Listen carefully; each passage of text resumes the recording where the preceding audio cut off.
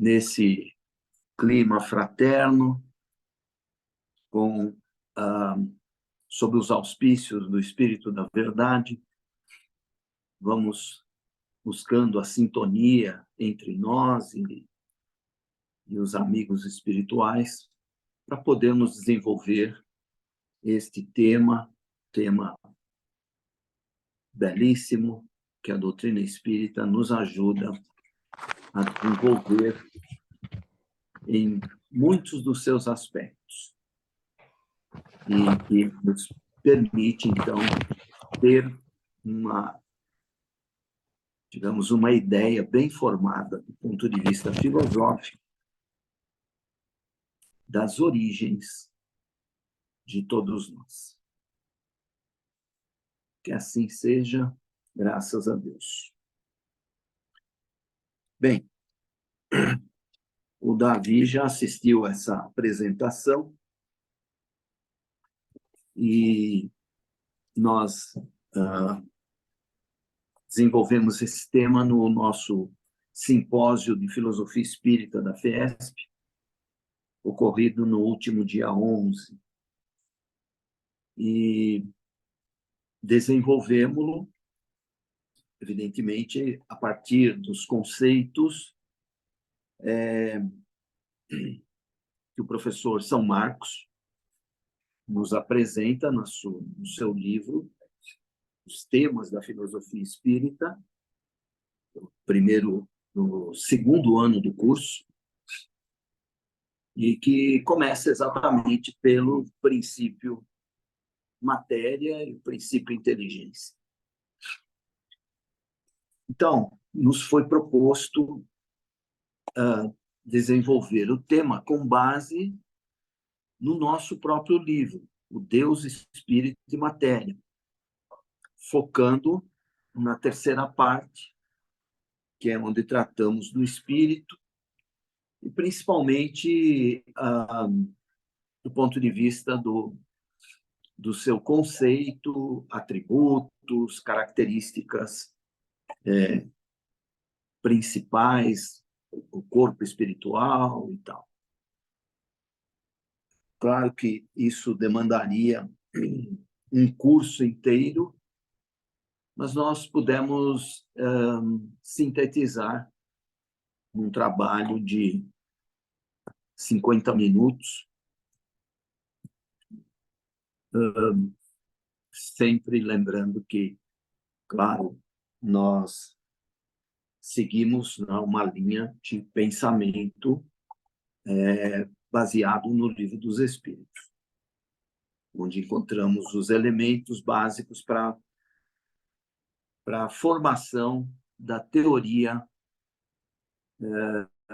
espírita, da evolução do princípio inteligente.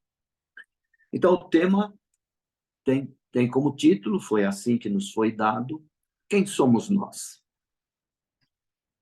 Então, eu começo me baseando em alguns aspectos históricos, até da própria história da filosofia, mas também do povo judeu. Começando por Moisés. Moisés, certa vez, perguntou ao seu Deus, ao Deus, né, do povo hebreu, como ele deveria chamar o seu Deus. Se alguém lhe perguntasse qual o nome do seu Deus e o que ele deveria dizer. E aí Javé diz o seguinte: diga apenas que eu sou aquele que sou. Pronto. É o ser, não é?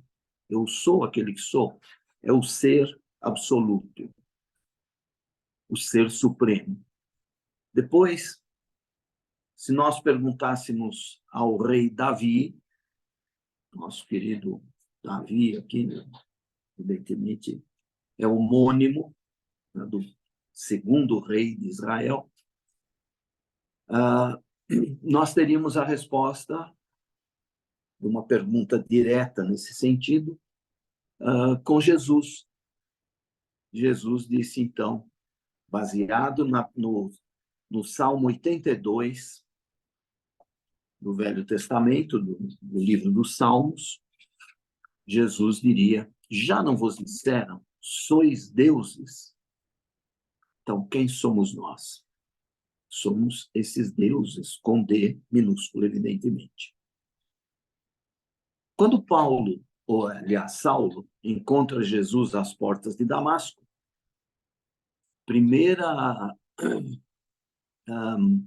digamos, primeira ideia que vem a ele é perguntar, né? Quem sois, Senhor? E Jesus respondeu: sou Jesus, aquele que você persegue. Aí passamos para os filósofos pré-socráticos. Perguntássemos acerca do ser a Pitágoras, ele diria que o ser é o um, né? Na verdade, seria o ser supremo também. Para Parmênides, é o ser com seus atributos. Demócrito,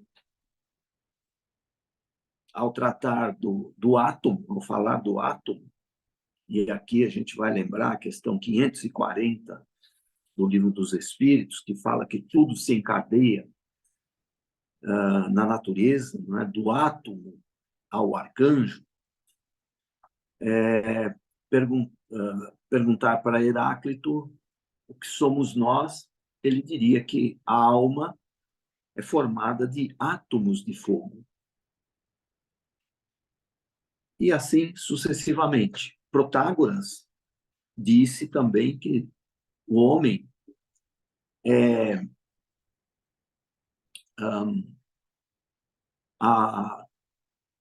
como é que ele falou?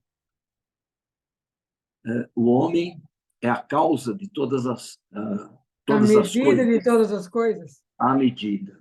Desculpa, não estava conseguindo achar essa palavra aqui. Obrigado, Miriam. É a medida. O homem é a medida de todas as coisas, o que depois, na obra As Leis, de Platão, ele deu uma resposta definitiva, dizendo: não, a medida de todas as coisas é Deus. Lá, nas Leis de Platão. E assim sucessivamente. Se perguntássemos a Platão quem somos nós, ele certamente diria: somos os prisioneiros da caverna, reportando-se ao mito da caverna. Somos nós os prisioneiros da caverna. A caverna sendo este mundo, o mundo material, o mundo sensível, que ele retrata nesse célebre mito, né? Se perguntar a Aristóteles, ele vai dizer que somos o ser em potência, e assim sucessivamente. Aliás, o Aristóteles tem quatro ideias para o ser, né? O ser em potência, vamos dizer assim. E Plotino diria que somos almas viajoras no infinito. Muito bem. Aí vamos para a idade moderna e encontramos Descartes, o pai da filosofia moderna. Perguntar para ele quem era Descartes, ele diria: eu sou uma coisa que pensa. Je suis une chose qui pense.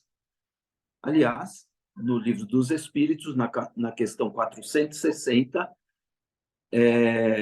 nós temos essa resposta assim, de uma forma mais espírita. Parece até que foi o Descartes quem deu essa resposta lá para Kardec, onde ele diz: vossa alma é um espírito que pensa. Se perguntássemos para Ortega y Gasset, grande filósofo espanhol, ele diria: eu sou eu em minhas circunstâncias. E assim fomos desenvolvendo o tema até chegarmos no espírito da verdade. Quem são os espíritos? São os seres inteligentes da criação. Então aí chegamos, né, ao princípio espiritual, princípio inteligente, em última análise, o princípio inteligência a que se refere o professor São Marcos na sua origem, né? Como disse, então, o Espírito da Verdade, na questão 540, tudo se encadeia na natureza, do átomo primitivo, o átomo primitivo, até o arcanjo, né? Muito bem. Então, quando e como cada um foi feito, ninguém o sabe. Mas você vai chegar. Eu usei dois, em primeiro lugar,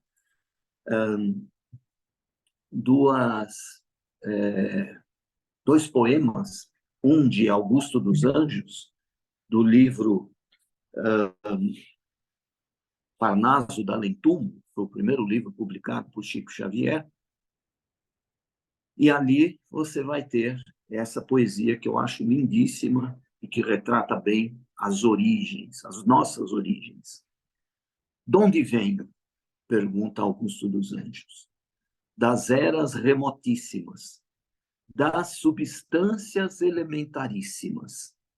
Que substâncias são essas? Né? São o princípio inteligência e o princípio matéria. Substâncias elementaríssimas, que correspondem exatamente à criação de Deus. O que é que Deus criou? Os dois elementos gerais do universo, espírito e matéria, e pôs os dois em contato, num processo de interação,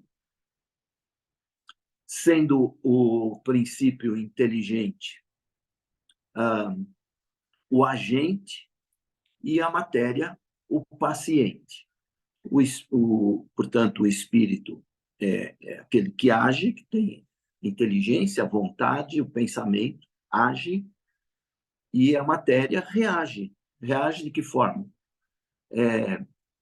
Gerando as formas pensamento. Na questão 25 do Livro dos Espíritos está dito, não é? São dois elementos, mas foi preciso a união desses dois para dar inteligência à matéria. Que inteligência? Da união do princípio espiritual com o princípio material, digamos, a matéria passa a pensar, passa a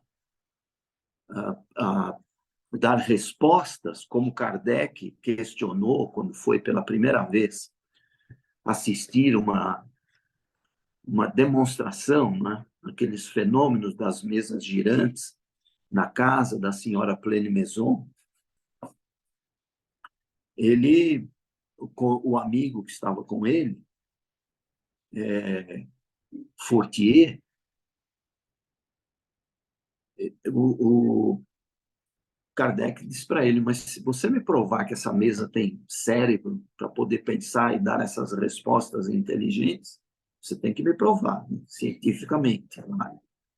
Eu vou acreditar que é a mesa mesmo, mas para mim me parece que não. Há uma inteligência por trás dela, movimentando essa mesa, criando um código para dar as respostas. E foi assim que ele começou o estudo, né, dos fenômenos para chegar à codificação espírita. Então, no próprio Livro dos Espíritos, na questão 26, também Kardec perguntou se era possível conceber-se o espírito sem a matéria e a matéria sem o espírito. E os espíritos responderam sim, só pelo pensamento. Ou seja, pelo pensamento, ou didaticamente, nós podemos falar dos dois elementos, um de cada vez, não é? Separadamente. Mas, na prática, na criação de Deus, no universo, na vida cósmica, né? Onde há matéria, há espírito, onde há espírito, há matéria. Então, por isso que os dois se interagem sempre. O espírito é que tem a vontade, como disseram os espíritos no livro A Gênese, manipula a matéria através do pensamento e da vontade, no mundo espiritual, e, portanto, é ele que, digamos, é o autor, é o co-criador, aliás, né, de todas as coisas. Muito bem. Seguindo esse caminho, continua aqui o Augusto dos Anjos. Emergindo das cósmicas matérias, venho dos invisíveis protozoários, da confusão dos seres embrionários, das células primeiras das bactérias. Então, o que nós vamos encontrar aqui? É o princípio da vida orgânica no planeta Terra. Quando lá nos oceanos primitivos surgem os primeiros seres unicelulares, ou seja, princípio inteligente com um corpo formado de uma célula, e através desse ser, digamos, o corpo humano começou a ser construído. É a primeira célula do corpo humano, que foi passando através dos reinos da natureza, sendo trabalhada, sendo, digamos, ajustada a cada período da evolução, até se transformar na célula humana, que é a célula que nós temos quando reencarnamos. No momento da concepção, nós temos a primeira célula do nosso corpo, que é uma projeção daquela célula. Lembrando sempre que na criação de Deus, tudo parte do mais simples para o mais complexo. A célula mais simples estava lá, no oceano primitivo, chegamos até aqui, na célula mais complexa, no momento em que surge a espécie humana na Terra. Ela ainda não está totalmente pronta, mas ela já tem características que permitem a formação de um corpo muito próximo do corpo humano. Os primeiros seres humanos, aqueles hominídeos, ainda eram descendentes, digamos assim, diretos do reino animal, da espécie símios, os primatas, mas a partir do momento em que esses seres, esses espíritos simples e ignorantes, encarnavam e cresciam, se desenvolviam, eles foram também se unindo, se acasalando, digamos assim, né? Aí sim começaram a gerar os seres humanos propriamente ditos, né? Ainda numa condição muito rudimentar, evidentemente, ainda com o corpo ainda muito animalizado e tudo mais, mas a ciência nos mostra que é assim que tudo começou, e Kardec adota vamos dizer, essa teoria, hipoteticamente, no capítulo 11 da Gênesis, né? A hipótese sobre a formação do corpo humano. Está lá. Muito bem. Então, aí, isso a partir, portanto, da vida orgânica no planeta. Mas e antes? Né? Se eu venho das substâncias elementaríssimas, antes disso, vamos dizer, quando houve a individuação do princípio inteligência, o que aconteceu? O que era esse princípio? Quando Kardec pergunta na questão 88 do Livro dos Espíritos, se os espíritos têm uma forma, né, eles responderam, bom, não como vocês imaginam, ou, enfim, como vocês poderiam ver, não é? Ou poderiam imaginar o espírito, né, na sua origem. Mas eles dizem, eles são como uma flama, um clarão ou uma centelha etérea. Aí a gente vai lá para o átomo de Demócrito, o átomo de fogo, digamos, na individuação do princípio inteligência, né, é como uma centelha que se escapa do todo, atrai um átomo, aquele átomo primitivo da questão 540 do Livro dos Espíritos, e forma ali o seu primeiro corpo espiritual, a sua veste energética, o seu, digamos assim, o seu perispécie, como o professor São Marcos chamou, né, no seu livro, no seu curso. Então, é aí que começa esse encadeamento da natureza referido pelo Espírito da Verdade. Do átomo, né, a individuação do princípio inteligência se dá através do átomo, porque esse princípio, essa centelha, essa fagulha, essa faísca, aliás, no próprio Evangelho está dito, né? Todos nós temos como é que ele fala? Uma centelha desse fogo sagrado no nosso coração. Ele está falando ali do amor, né? Mas o que é que somos nós se não somos filhos do amor? Se Deus é amor, somos amor em essência. Então, tudo se conecta aí nesse nosso raciocínio filosófico, né? Então, essa centelha se une à matéria, ao átomo, porque ela é uma centelha, é algo imperceptível aos olhos humanos ainda, né? Na sua origem, no momento da individuação, e começa aí o seu desenvolvimento. Ela vai representar, portanto, né, o embrião do próprio espírito com o embrião do seu corpo espiritual, do seu perispírito, ali unindo os dois elementos gerais do universo, espírito e matéria, princípio espiritual, princípio material. Na obra o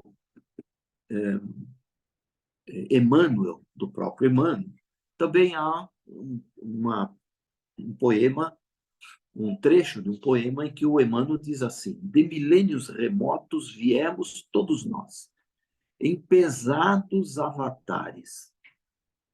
O que são avatares, na verdade, né? Hoje em dia está na moda, tem um avatar, você vai lá na rede social, você faz o seu próprio avatar e, em vez de uma foto, você tem, no lugar da foto, um avatar que você criou, né, ao seu gosto, né, o avatar. Que o aplicativo dá assim, diversas ferramentas para você formar o seu avatar. O que é avatar, na verdade? A palavra avatar significa transformação, né? Então, de milênios remotos, ou das eras remotíssimas, como disse o Augusto dos Anjos, viemos todos nós em pesados avatares, ou seja, em grandes transformações, desde daquele ser individuado primitivo, numa forma embrionária, ele vai passando por todas as transformações, como o próprio embrião humano vai se transformando durante a gestação e para chegar a ser um ser humano propriamente, quando nasce, não um bebê, que nasce um ser humano. Então, isso vai se dar em regiões desconhecidas por nós, né? O próprio Livro dos Espíritos, ali, volta da questão 45, 46, por aí, 40 e poucos, ele fala disso, né? De onde foi criado o espírito. Então, lá na questão 78 está dito isso. Onde e quando nós fomos criados, ninguém o sabe. Isso é um mistério. Mas O Livro dos Espíritos, como eu disse, ele dá algumas pistas para a gente, usando o nosso conhecimento e a nossa inteligência, que todo espírita tem quando estuda, né? vai juntando esses conceitos e vai formando, digamos, uma teoria bem plausível, né? Então, vamos dizer, o embrião do espírito vai se formando no mundo espiritual, em alguma parte, sei lá, em algum mundo berçário, qualquer coisa assim. Lembrando também que a gente tira essas ideias, a gente usa essas analogias, né? Baseado também num princípio que está lá no Livro dos Espíritos, na questão 266, que diz que a vida material é um decalque da vida espiritual.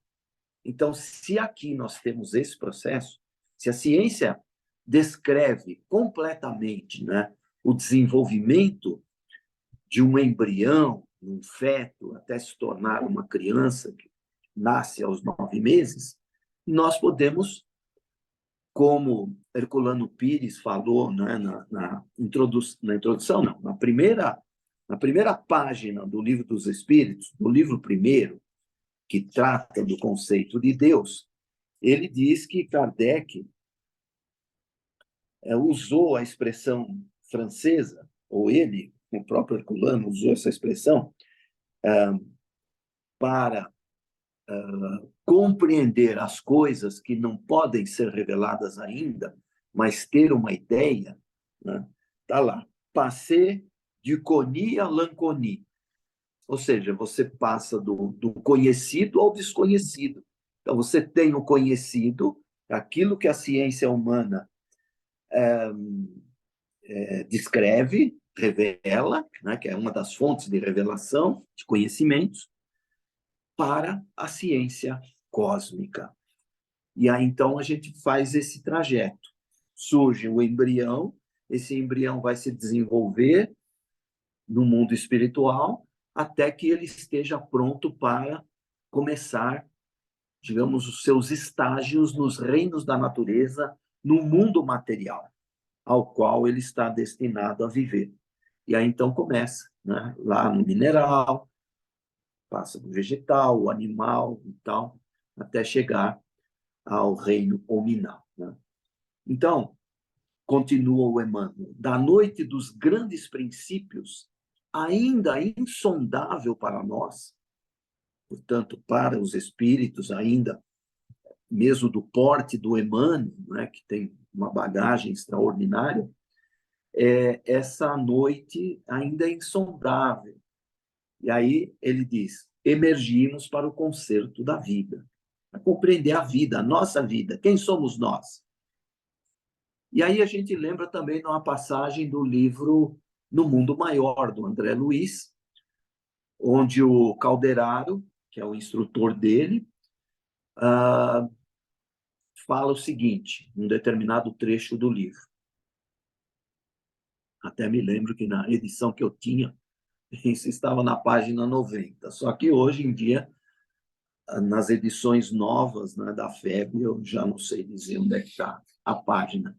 E nem tampouco o capítulo, porque eu não tenho o livro aqui comigo. Infelizmente, ficou em Londres. Não deu para eu trazer. Mas, enfim, o Calderaro diz o seguinte, não estamos ainda munidos de suficiente luz para descer com proveito a todos os ângulos do abismo das origens. Olha, como tudo se encaixa, né, nessas 3 passagens aí de obras diferentes, autores diferentes, mas falando da mesma coisa. E falando daquilo que os próprios espíritos falaram na questão 78 do Livro dos Espíritos. Quando e como fomos criados, ninguém o sabe. É um mistério. Mistério quer dizer algo que está oculto, não é? Não tem nada de místico aqui, é racional mesmo, é mistério. A palavra vem do grego e significa o que está oculto. Então, aí nós chegamos voltamos, então, à questão 540, né, do Livro dos Espíritos. Tudo se encadeia na natureza e tal, para falar dos estágios, porque passa o princípio inteligente até chegar à condição de espírito, no mundo material, nos reinos subhumanos, como diz o próprio Livro dos Espíritos. Kardec, no último item da introdução do Livro dos Espíritos, ele se refere a isso. Eu já vi alguns estudiosos da doutrina, com muito conhecimento da doutrina, mas que não aceitam que o princípio inteligente passou pelo reino mineral. Eu sempre cito essa passagem do item 17, na introdução do Livro dos Espíritos, que tem como título Preenchendo os Vazios no Espaço, e aqui pode ser o espaço intelectual também. Ele diz assim, é no último parágrafo: apliquemos este raciocínio a outra ordem de ideias. Se observamos a série dos seres, percebemos que eles formam uma cadeia sem solução de continuidade, desde a matéria bruta até o homem mais inteligente. Livro dos Espíritos. Então, mais uma vez, no Livro dos Espíritos, a gente encontra elementos, né, para conectar as ideias, né? Então, é isso. Deus criou os dois princípios, pôs os dois interagindo um com o outro, sendo a matéria uma espécie de, digamos, escada, como a escada de Jacó, né, para o desenvolvimento, a elevação do espírito, né, que foi criado para a perfeição, e da interação dos dois, então, surge o universo. Porque na nossa teoria, o que Deus criou foi o espírito e a matéria, os dois elementos gerais do universo. E da união desses dois surgiu, então, o universo, os corpos celestes, tudo o mais que existe, né? Sendo que o espírito, sendo o ser inteligente, ele, digamos, é colocado nessa condição de co-criador quando atinge um certo nível de desenvolvimento, né? Agora, como tudo começou, ninguém sabe. Realmente, Deus, sendo eterno e criando de toda a eternidade, não temos como recuar no tempo até onde. Não existe esse onde, não existe um começo, né? É desde sempre. Então, na doutrina espírita, nós partimos do momento da criação. Por isso que na questão 78, os espíritos fazem assim criam um conceito para diferenciar as ideias de imortalidade e eternidade, porque também há no meio espírita, e eu convivi com pessoas assim na federação, no curso de filosofia espírita, que não aceitam a ideia de que o espírito é eterno. O espírito, para eles, é pura e simplesmente imortal. Então, diz aqui a questão 78. Se os espíritos não tivessem tido princípios, seriam iguais a Deus. Ou seja, seriam eternos. E aqui já vou colocar um conceito de eterno. Aliás, existem dois, né? Dois conceitos de eterno. E essas pessoas que entendem que o espírito não é eterno, elas usam o conceito religioso de eternidade. Enquanto o conceito digamos, etimológico da palavra eterno, que vem do latim, é outro. Então, vejam, se os espíritos não tivessem tido princípio, seriam iguais a Deus. Mas, pelo contrário, são sua criação, submetidos à sua vontade. Deus existe de toda a eternidade. Isso é incontestável, mas quando e como ele criou, não o sabemos. Podes dizer que não tivemos princípio, se com isso entendes que Deus, sendo eterno, deve ter criado sem cessar, não é? Então, se o Espírito tem um princípio, nós podemos usar o conceito, o sentido etimológico da palavra eterno, que em latim, eterno significa, na verdade, aquilo que dura para sempre. Que, digamos, nesse sentido, é como sinônimo de imortal, não é? Mas é eterno. No latim, é eterno a palavra. Agora, se o Espírito existe de toda a eternidade, não é? Porque Deus existe de toda a eternidade e cria desde sempre, nunca se pode imaginar um Deus inativo, não é? É um outro conceito que nós ainda não temos capacidade de compreender, né? Então, o espírito seria o eterno no sentido religioso, no sentido da filosofia ou da doutrina cristã de São Tomás de Aquino. Que é Tomás de Aquino que diz: eterno é aquilo que não tem começo nem fim. Muito bem. Então, aqui os espíritos deixam-nos mais à vontade. Em outra passagem do Livro dos Espíritos, aliás, mais de uma vez, eles dizem: vocês têm que se entender quanto às palavras. Então, ou seja, as palavras não importam, importa a ideia, importa o conceito, né? Nesse ponto, nós só podemos usar a imaginação, porque isso não foi revelado. Aliás, na questão 17 do Livro dos Espíritos também está dito, não é, que Deus não permite que tudo seja revelado ao homem aqui na Terra. Ou seja, o conhecimento aqui tem limite, mas nós estamos destinados à perfeição. E na questão 898 do Livro dos Espíritos está dito: o espírito perfeito deve saber todas as coisas. Mas, na questão 560 do Livro dos Espíritos, também está dito o seguinte: todos nós teremos de viver em toda parte e adquirir o conhecimento de todas as coisas, presidindo sucessivamente as funções concernentes a todos os planos do universo.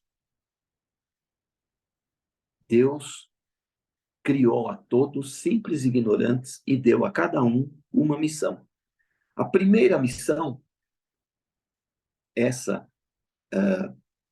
missão primordial, é nós nos desenvolvermos a nós mesmos. Essa é a nossa responsabilidade. Por isso que somos dotados, desde o princípio, de todos os recursos, todas as potencialidades divinas para chegarmos por nós mesmos à perfeição. Lembrando de Leon Denis, que disse: a alma não nasce pronta, ela vai se fazendo pouco a pouco. Ele não disse: Deus continua fazendo, ou alguém continua nos fazendo. Não. O espírito, a alma, né, vai se fazendo. Por que vai se fazendo? Porque tem em si todos os recursos, não é? Para chegar à perfeição, para, digamos, ter a felicidade perene, né?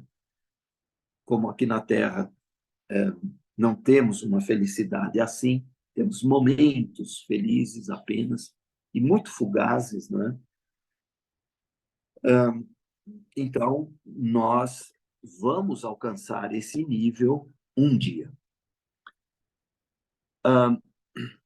Portanto, como é que isso vai se dando? Nós trazemos um corpo espiritual, que é matéria sutil,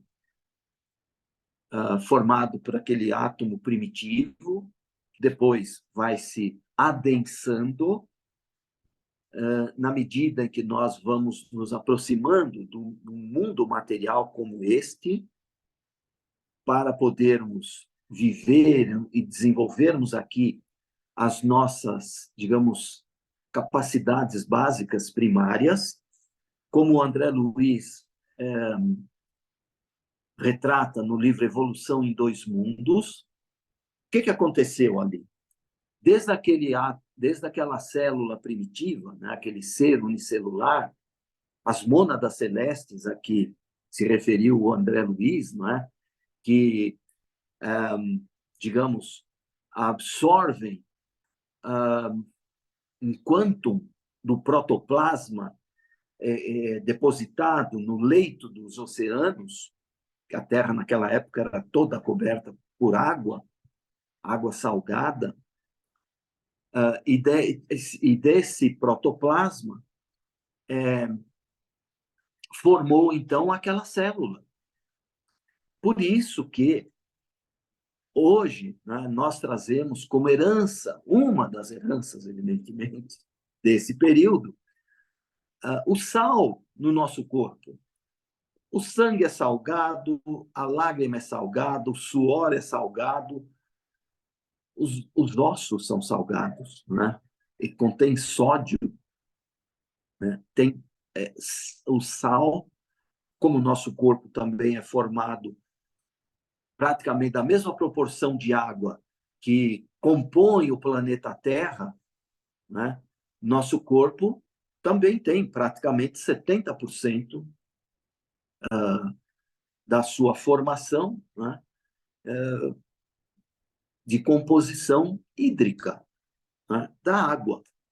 É a mesma proporção do oceano. Então, você vê que tudo faz sentido, tudo é muito lógico na criação, né? Daí que dá para você ir um pouco além. Por isso, também dizia Einstein, a imaginação é mais importante do que o conhecimento, porque o conhecimento é limitado.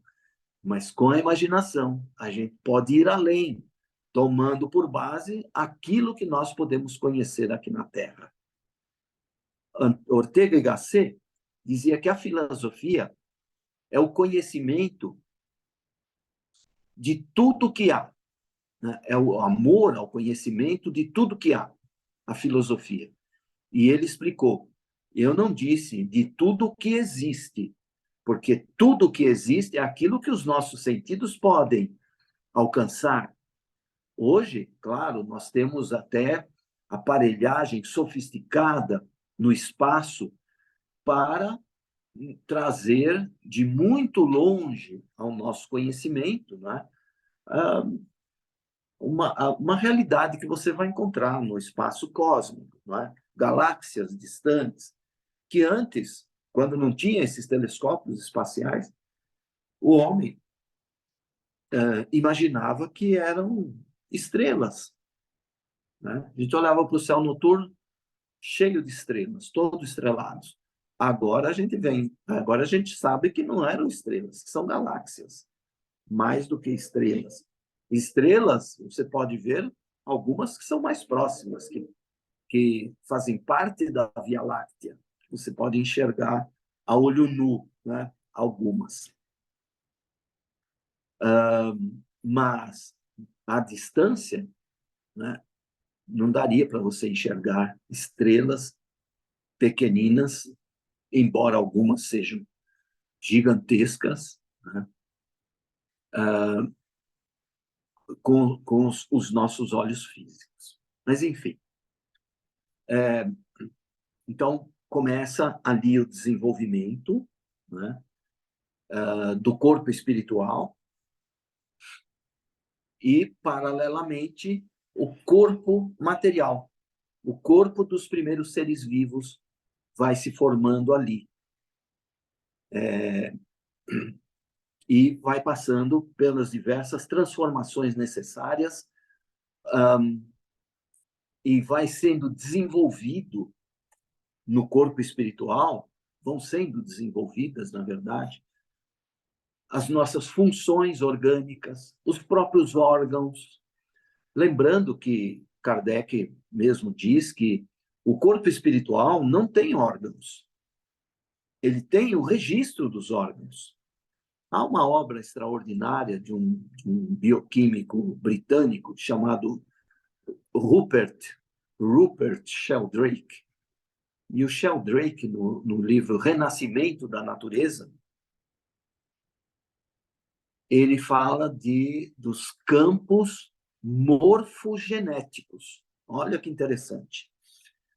O doutor Hernani Guimarães Andrade, né, todos vocês sabem, falou no MOB, né, ele deu esse nome, essa sigla MOB, para o corpo espiritual, ou seja, modelo organizador biológico. Vejam, modelo organizador biológico.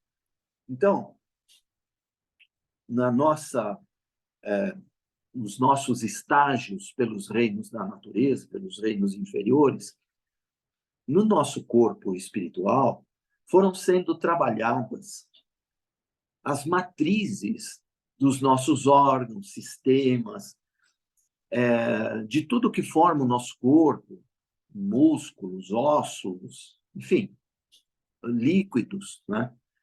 Tudo isso foi sendo trabalhado e foi registrado no corpo espiritual. O corpo espiritual ele funcionou aí como uma espécie de placa, né, de computador, vamos dizer, da placa de um computador, onde o criador do computador foi colocando chips, foi colocando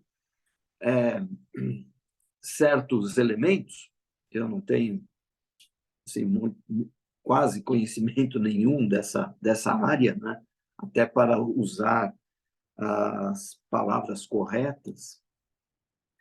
Mas, enfim, foi criando o computador, criando as peças, digamos assim, que iriam compor, né, o computador, a sua memória e tudo mais.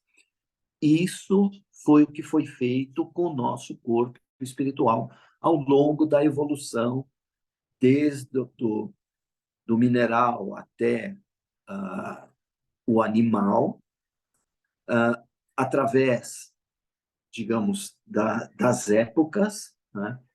Através das diferentes espécies, tanto minerais como vegetais como animais, né?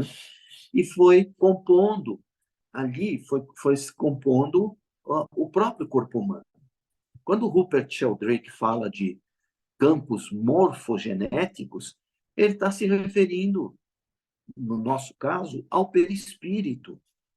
O Ernesto Bozano, numa obra chamada, que acho que vocês conhecem, que é uma obra importante, chamada Pensamento e Vontade, ele também fala disso, né? Porque ele vai falar das formas pensamento e tal, e ele diz que quando um vidente olha para um botão de rosa, por exemplo, ele já vê a rosa fluídica. Embora o botão ainda esteja fechado, ele já vê a rosa fluídica, perfeita, como ela vai ser quando o botão se abrir e a rosa, então, aparecer, né, aos nossos sentidos.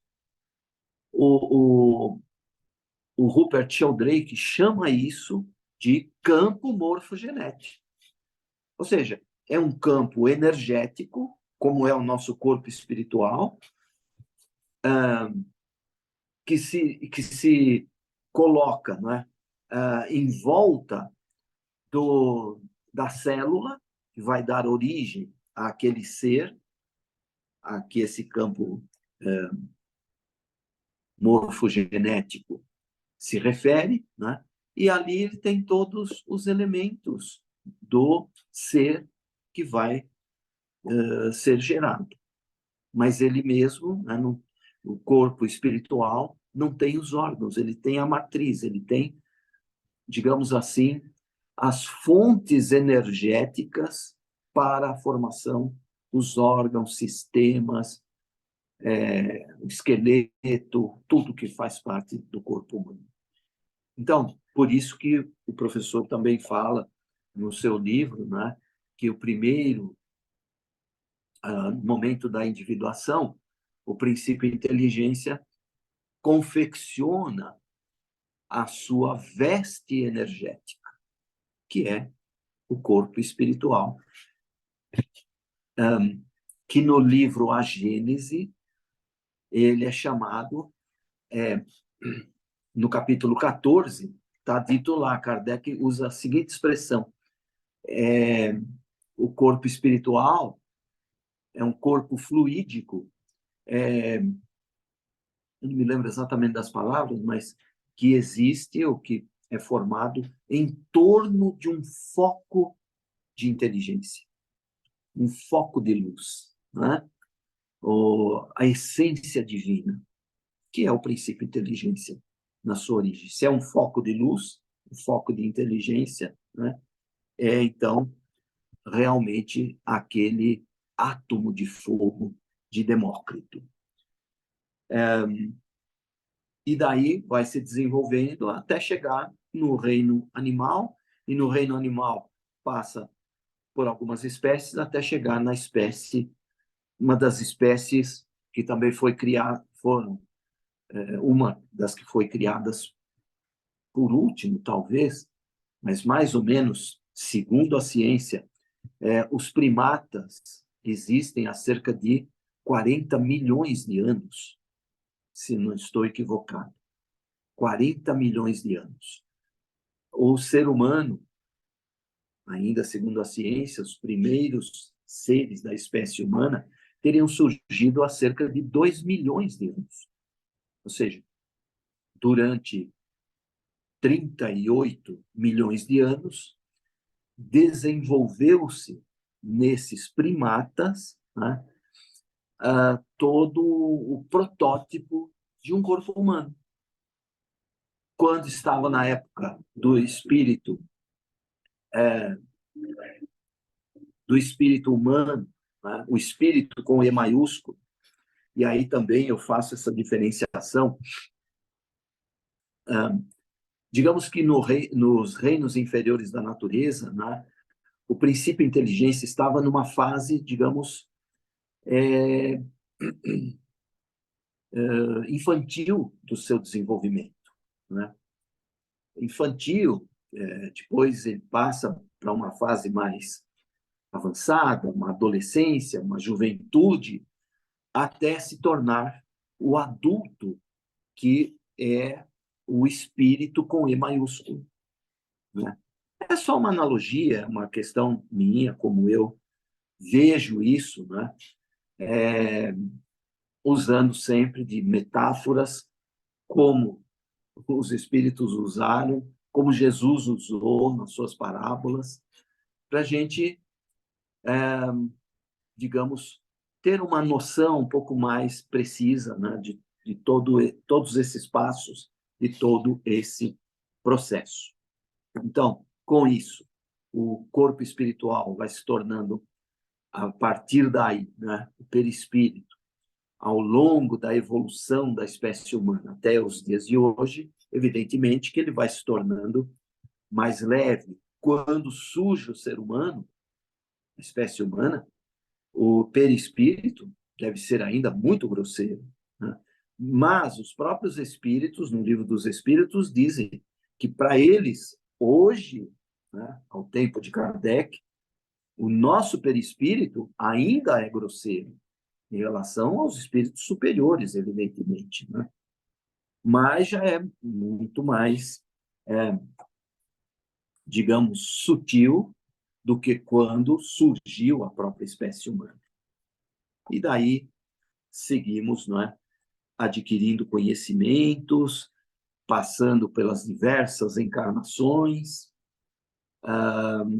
nos elevando intelectualmente, que foi o que fizemos até aqui. Aqui termina uma etapa, estamos na fase de transição para um mundo novo. Se até aqui não desenvolvemos mais valores morais, né, pelo menos o fizemos intelectualmente, a cultura humana é muito grande, o conhecimento do homem é muito grande, mas ainda perto, digamos, do todo, é ínfimo. Não é por isso que Sócrates poderia ter dito: tudo que eu sei é que nada sei. Por mais que um ser humano saiba na Terra, o conhecimento é muito pequeno, perto do todo que ele vai adquirir ao longo do seu processo de aperfeiçoamento, até chegar, então, à condição do espírito puro, em que o corpo espiritual será tão transparente que parecerá não existir, como a gente vê lá na questão 186 do Livro dos Espíritos. E tendo o espírito, porém, se libertado de toda a materialidade, não necessitando mais encarnar, porque ele já completou todo o seu desenvolvimento, e a partir daí vai trabalhar, né? O espírito que chega próximo de Deus, como disse Jesus, não é? Bem-aventurados os puros de coração, porque eles verão a Deus. É nesse momento que nós teremos, né, a possibilidade de ver Deus, embora ainda não tenhamos nenhuma ideia da sua natureza íntima, né? Mas é assim que a evolução se completa. E, mesmo estando próximo de Deus e não precisando reencarnar, nós poderemos encarnar para cumprir uma missão por ordem e orientação de Deus. Era isso que eu queria falar, terminando com aquela frase maravilhosa de Leon Denis, no livro Problema do Ser, do Destino e da Dor, onde ele fala: dirijamo-nos aos nossos fins, da mesma forma que os rios se dirigem para o mar, fecundando a terra e refletindo o céu. Muita paz a todos. Se alguém quiser fazer alguma colocação, se alguma coisa não ficou clara, ou se discordam também, tem todo o direito de discordar da minha tese, que é a que deu origem ao livro Deus, Espírito e Matéria. Por favor, fiquem à vontade. Se puderem contribuir, inclusive, com alguma coisa que eu não, talvez ainda não tenha percebido, né, na doutrina, que possa acrescentar minha teoria, também aceito sugestões. Aliás, durante a palestra, naquele sábado, um amigo que estava presente, estava ele e a esposa, ela é diretora de uma das áreas da federação, ele estava presente e quando eu terminei o meu desenvolvimento, aliás, depois do almoço, até quando eu voltei para as palestras da tarde, ele veio me conversar comigo e disse: olha, você, quando falou que temos o sal no sangue, no suor, na lágrima, você não colocou os ossos, porque os ossos são formados de sódio, então eu quero acrescentar isso para você, uma próxima vez você acrescenta isso aqui, porque também faz parte dessa série aí que você fez referência. Então, fiquem à vontade para os comentários que desejarem fazer. Não pode esquecer a urina também, que é salgada, né? É verdade. Tudo bem. Tá certo, faz parte, claro. Então, é um líquido, né, do corpo, e o líquido, todo o líquido é salgado. Na verdade, é tudo que passa pelo rim, né? Acho que salga no rim. Né? Possivelmente, que ele filtra, Possível, né? Possivelmente. É verdade. E o rim é ligado ao coração. Então, assim... Quase tudo está ligado ao coração, não é? Porque o coração bombeia sangue para toda a parte do corpo. Mas né? se o rim está ruim, o coração está ruim. Tá. Entendi. Isso é uma explicação médica. Né? Quem tem problema de coração tem problema de rim e vice-versa, então. Também. Tá. Faz sentido. Ah, Nada no corpo não está desconectado ou separado, Davi. o meu Não, Tudo cérebro não, está conectado. separado. não só no corpo, em tudo, né? Em tudo, não tem nada Está tudo separado. conectado. Não tem nada Exatamente. separado. Nada. O meu cérebro é separado. Posso até tirar ele. Pensaram que o cérebro do Einstein também fosse diferente, É, separaram, guardaram, né? é Já louco teve isso. gente querendo clonar uma célula do cérebro do Einstein para Puxa, imagina, ressuscitar o Einstein. ser humano Pobre fica, ciência humana. Que fica brincando. primitivismo, hein? É primitivo. Isso isso é Quer Frankenstein. imitar Deus, não é? Quer É o imitar homem Deus. querendo imitar Deus. É o homem querendo imitar Deus. É isso. E, Eu queria colocar uma ideia aí, posso colocar? Pode, claro, perfeitamente. O Davi já terminou? Então, você sabe que eu tenho uma tese aqui comigo, né? Que Pois queria até que você afirmasse, corroborasse ou não, né? ou contestasse. Tá É, certo. Não, é, pode falar. é, os nossos instintos, né? Animais que Ah, nós carregamos ao longo dessa existência, né? Você vê que a gente pode estudar 5, 10, 30 ou 50, 80 anos a doutrina espírita, tudo isso que você explanou aí, muito bom. Mas, assim, no momento de sobrevivência, no momento de, sei lá, de guerra ou de adversidades da vida, sim. mesmo com a doutrina espírita nos nossos conceitos, na, do, do evangelho e tudo mais, na hora do aperto, todos nós vamos correndo para o mercado para fazer estoque de comida em casa, entende? Instinto de conservação. Ainda carregamos os instintos animais, né? A gente não pensa Sim, no querido. próximo, entendeu? Porque o instinto, não é? Ele, vamos dizer, ele vem com o corpo, não é? O instinto, a formação do instinto começa no reino vegetal, ainda de uma forma muito incipiente, uma forma muito primária, tá? Porque o vegetal está preso no solo, mas busca através das suas raízes, busca água e através da sua copa, né, das suas folhas, busca o ar, né? Respiração, vai fazer isso aí, fotossíntese e tal. Isso é o começo do instinto. Depois, no animal, ele se desenvolve em mais larga escala. E não nos esqueçamos que nós ainda somos considerados pela ciência como animais racionais, pelo corpo, por causa do instinto, né? E o livro dos Espíritos diz que o livro dos Espíritos e a Gênese também, no capítulo 3º da Gênese, fala que o instinto é uma espécie de inteligência, uma espécie embrionária. Não deixa de ser inteligente, né? A função do instinto, inteligente, porque busca aquilo que é necessário ao ser vivente, né? Seja no subsolo, seja no ar, enfim, ou no solo, no caso do animal, né? Vai em busca da sua alimentação e tal, ou então quando ele procura se refugiar para se proteger dos predadores. Então, o instinto é isso, é o começo, né, do desenvolvimento da inteligência. Se você olhar a própria inteligência, para que a gente usa a inteligência? Né? Para solucionar alguns problemas, agora já de ordem intelectual ou espiritual, digamos assim, não é?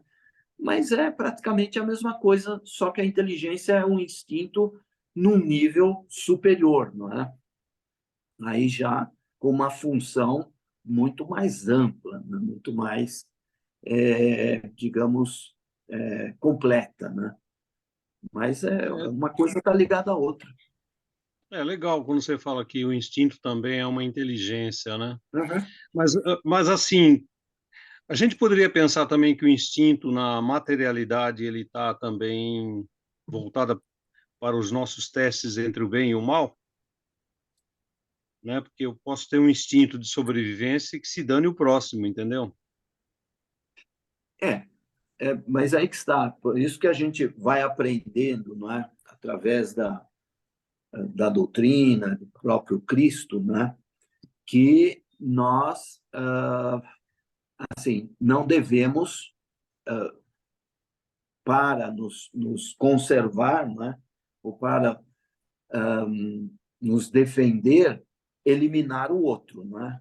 Inclusive, há uma questão, hoje em dia, né? Que está aí nos debates, né? Que hoje debate, tudo entra em debate, é a questão de matar os animais, né, para se alimentar. Mas veja, por exemplo, quando caiu um avião lá na Cordilheira dos Andes, né, houve alguns sobreviventes e outros que pereceram na queda do avião. Os sobreviventes, naquele frio intenso, né, e não tendo com que se alimentar, acabaram, segundo foi contado, né, se alimentando do corpo de alguns daqueles mortos, né, da própria queda do avião.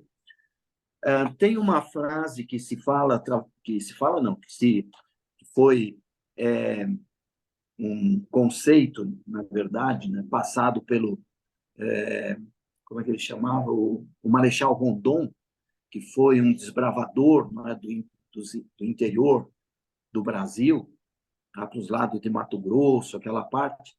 E o Marechal Rondon, ele tinha uma equipe com ele, né? Não ia sozinho, evidentemente. E ele sabia que ia enfrentar ali grupos indígenas, às vezes até ferozes e tal. E ele dizia o seguinte para os companheiros lá de jornada dele: olha, é o seguinte, morrer, talvez, matar, jamais.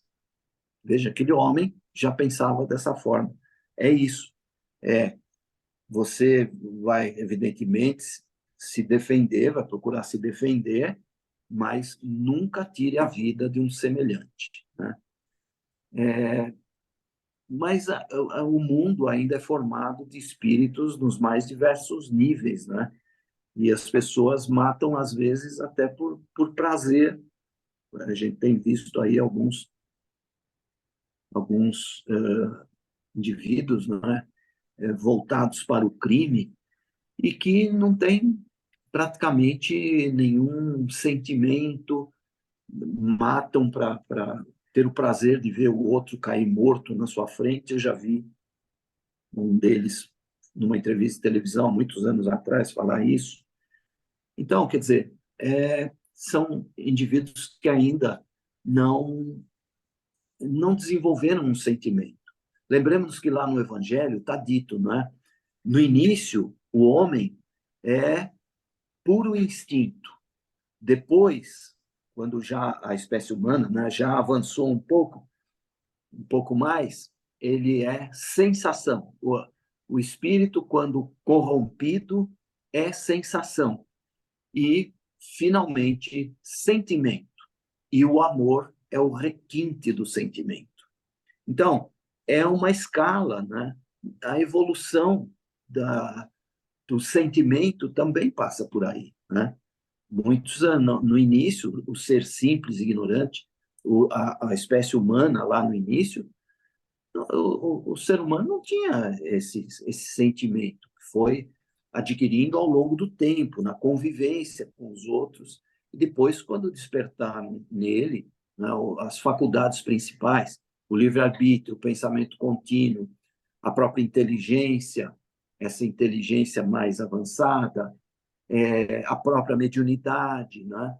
E aí o homem passa de nômade a gregário, e aí nesse convívio, né, nas comunidades primitivas, começa a surgir o sentimento, o amor, assim, a paixão, né, pelo outro, prazer de estar junto. Então, tudo segue uma linha de desenvolvimento que o André Luiz descreve no livro Evolução em Dois Mundos. Mas o de Kardec, ele não firma nenhuma opinião concreta sobre o instinto.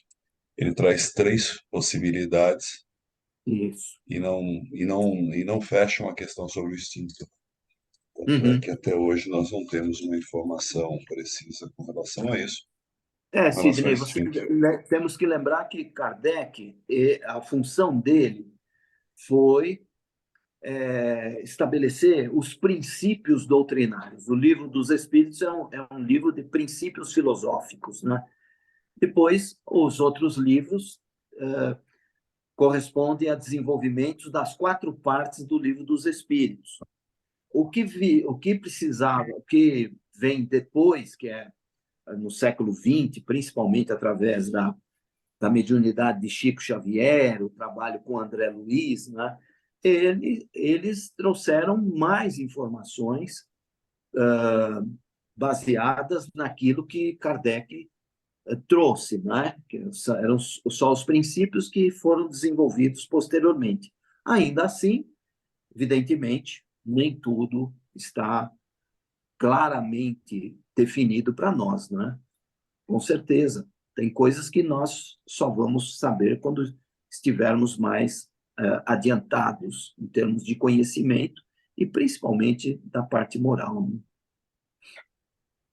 Se a gente for ver no Livro dos Espíritos, no capítulo Gabriel de Inteligência e Instinto, tem uma explicação sobre isso, né? Então, eu acho que o Kardec ele trouxe as explicações. Tem várias perguntas que falam disso. Eu acho que somos nós ainda, né, que não estudamos Kardec o suficiente. Né? Eu acho que o que nos falta, né, é isso, né? É estudo mesmo. Isso, com certeza. Não é nada. Mas se a gente pegar, tem um capítulo inteiro de inteligência e instinto, né? Começa fora a Gênese, no próprio, depois ele vai desenvolver melhor na Gênese, mas no Livro dos Espíritos, na pergunta 71 para frente, a gente pode dar uma debruçada em cima disso, né? São 5 perguntas. Né? Com certeza. E por isso que eu disse, os outros livros são desenvolvimento de partes do Livro dos Espíritos. Então, na Gênese, ele traz mais informações sobre o instinto e a inteligência. E o André Luiz, na obra dele, traz outras tantas informações, como ele traz sobre a evolução, né, do corpo humano, no capítulo 12 do livro Missionários da Luz, quando depois ele vai falar da reencarnação do Segismundo.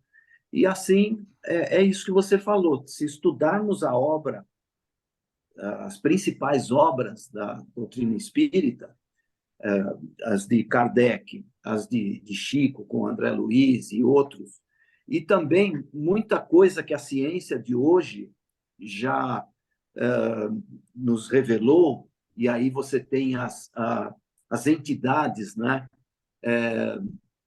Como, por exemplo, a Associação Médico Espírita, onde você tem cientistas ali que estudam essas questões mais a fundo, né, com os elementos da ciência humana. Então, você vai completando esse conhecimento. Né? Sim. Com certeza. Tem uma pergunta no chat, Cortázar. Pois não. Você consegue ler aí? Eu não vejo, querida, porque eu faço aí, pelo telefone e não me aparece o chat no telefone. Por favor. Quem faz é acho que é a Lília, não é? A Lília já saiu. Não, ela está aí ainda. Tá, desculpa. Tá, sim. Ela fala, resumidamente, por favor, quem somos nós? Somos os seres inteligentes da criação. Da criação, é isso aí. Esse é o resumo. Resumidamente é isso. Resumidamente é isso. Espíritos imortais, somos nós. Resumidamente, somos seres inteligentes da criação.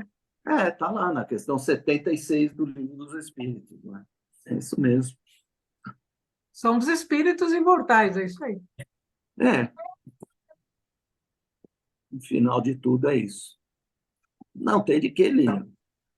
Estamos aqui para ajudar, né, com os nossos estudos também. quando a gente participa de um trabalho como esse, uma exposição, a gente também aprende com as pessoas que estão participando, porque às vezes fazem perguntas que nos ajudam a encontrar também soluções para dúvidas que a gente também tem. Né? A gente não sabe tudo, né?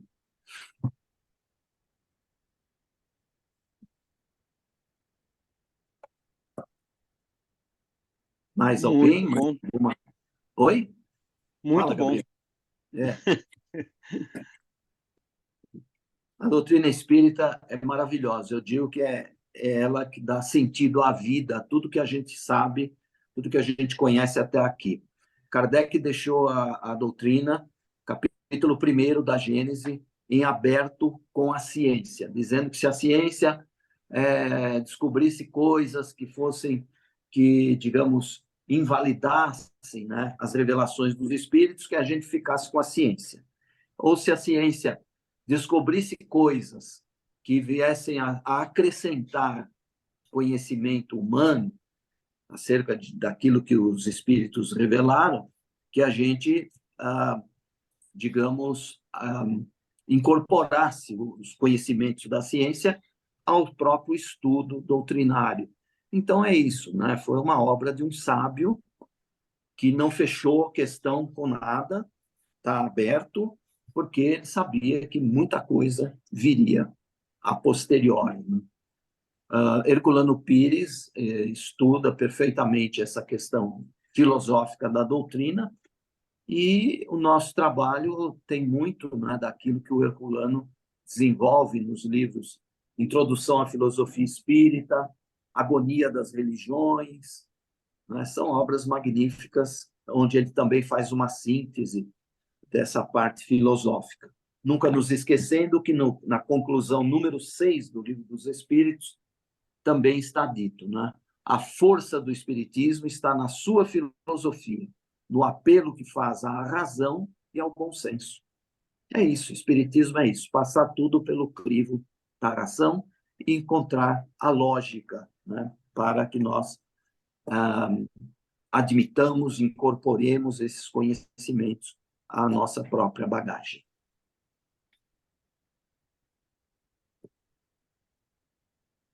Mais alguma questão?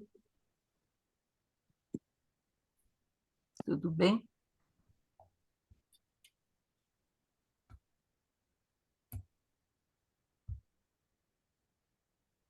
Podemos encerrar, Miriam, pessoal? Tudo bem? Podemos Tudo bem? encerrar. Agradecendo ao Portásio Portásio. a caminhada na evolução do espírito aí. Agradeçamos ao alto, acima de Sim, a tudo. longa caminhada, né? É verdade, todos nós. Obrigado pela participação de todos, pela presença. Obrigado, boa noite. Obrigada. Boa semana a todos. Tchau, boa noite. Para vocês também. Uma ótima Boa noite a semana. todos. Até uma próxima Obrigada. vez. Até uma Pode próxima. se ver conosco agora. Tá bom. Tchau. Boa noite. Tchau, tchau. Boa noite.